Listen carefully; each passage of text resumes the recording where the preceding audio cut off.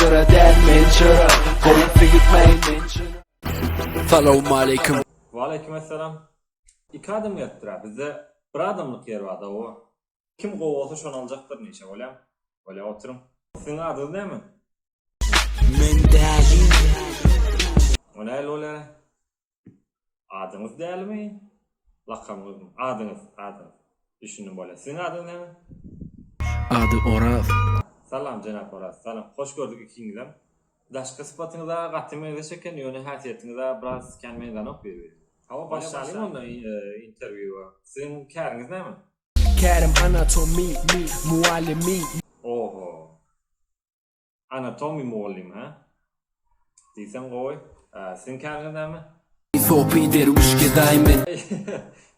Ne mi dedin sopi? Sopi deruş. Men belleyin men. Sopi deruş geday. Birden işe kavul edilseniz. İşine et katlaması Cenab değerli. Samalot. No. Samolyot. Niye böyle diye? Cenab orası ne mi? Yok pul yok maşin. Ya böyle alat etmen size yol kırıyor. İçine ders firmamızın adına. Boş vaktlarınız ne mi edeceğiniz? Cenab değerli.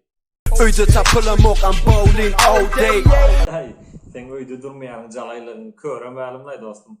Böyle siz ne mi edeceğiniz? Cenab orası? Men mulfaqarada oturup günemi sanayan. O ne mi dedin öyle? Sen topu deruş dedin. İnden bu cevabı verdin. Da şararat giden ok mu? Bir kofecikte içen ok mu içeri?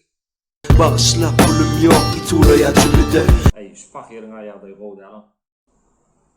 Alo sekreter. Ava. Şu olanı burada atıp tayarlan. Çıkıp bayrak haberin var mı? Ansan Cenab değerli. Siz özünüze durmuşta kimi görüldü alıyorsunuz? Wiz Khalifa. Ay sene var ay. İş için nerede? Dine prikolaşma için geldin gerek. Cenab orası siz ne mi? Kerim Şahir.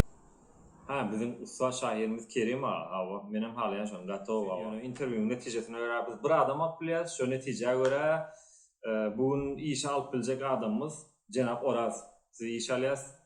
Çırıcı dostum Wiz Khalifa ay yok. Değerli mi de adınız hava. Cenab değerli.